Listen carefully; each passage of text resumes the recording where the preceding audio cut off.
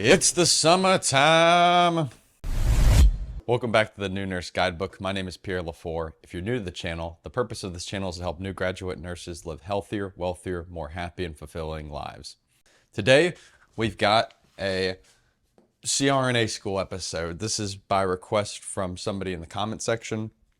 I wanted to go, they asked, what should I do to prepare for CRNA school as a new graduate just coming out of nursing school? Great question. This is what I've learned from my own experience and what I think may help you. This is not a, you have to do it this way. You can do it any way you want. Hopefully this helps you. And at the end, I'll add on some caveats for if you're trying to go more specifically into the military route of healthcare professional scholarship based on my experience and knowledge with that. So, what should I do to prepare for CRNA school?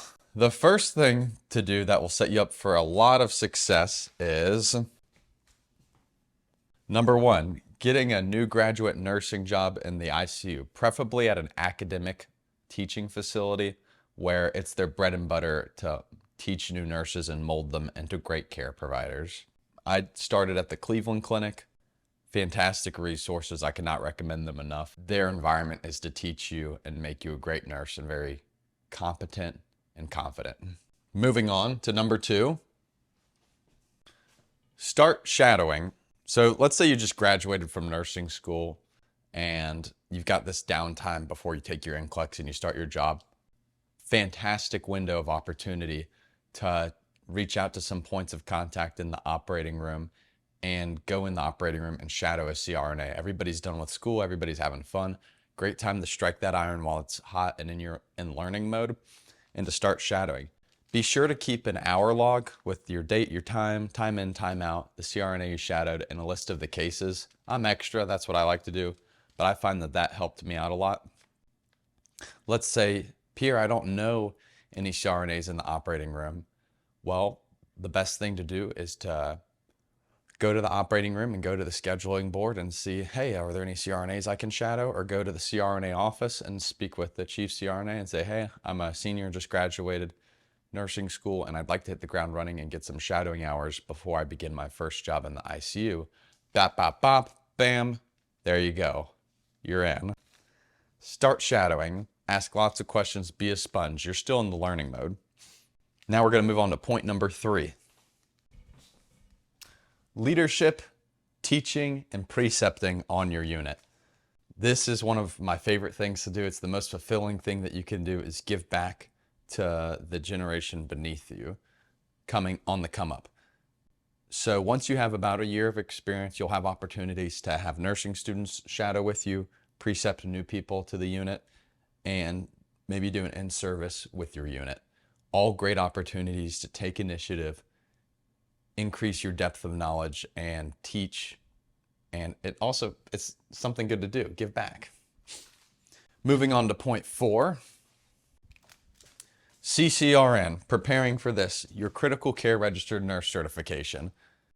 This is super important. It's an unspoken rule or a prerequisite for most CRNA programs.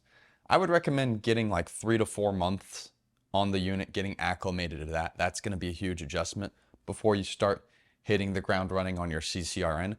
Technically, you're supposed to have 1 year of work experience before you can take it. However, if you're picking up extra shifts, you can compress that time horizon and take the CCRN in 6 to 8 months if you're picking up extra shifts and you have your manager sign off affirming that you have received those hours. But definitely start preparing for that. I'd say like 3 months in, once you're like off orientation, spend a couple days on your days off studying and preparing, hitting the books hard. And that will definitely help prepare you for your CRNA interviews and becoming a better competitive applicant and making you a better nurse overall. So plus sometimes you get an extra pay bump for getting your CCRN. Moving right along, I got another one. To point number 5. This goes into the HPSP. Reach out to military CRNAs. If you're interested in receiving the HPSP scholarship, I would start networking or contacting people who are in the military serving as CRNAs currently. Best strategy would be LinkedIn. If you have any points of contact who work at military hospitals, great, gold star for you. But maybe drop them a message on LinkedIn and try to network and meet with people and see if you can hop on a phone call or a Zoom call and pick their brain on what the job is like in the service, and spend some time just asking them and getting to know what you're getting yourself into. That will give you a much better understanding of the scholarship and what life is like serving as a military CRNA. And we're going to go to our final point, point 6. Reach out to your healthcare officer recruiter, whether it's in the Army or the Air Force. Touch base with them, say hey, and say specifically, I'm looking for the healthcare officer recruiter, not the enlisted recruiter, not the officer recruiter, and start a relationship and a conversation with them, because the sooner you can hit the ground running on building your packet and having a relationship with them, the better off you'll be as far as footing goes. You're going to be putting the cart way ahead of the horse, so to speak, because you're so new on the timeline. They might just be like, hey, cool, call me up in a year when you've got some experience and stuff. And you're like, all right, cool, click.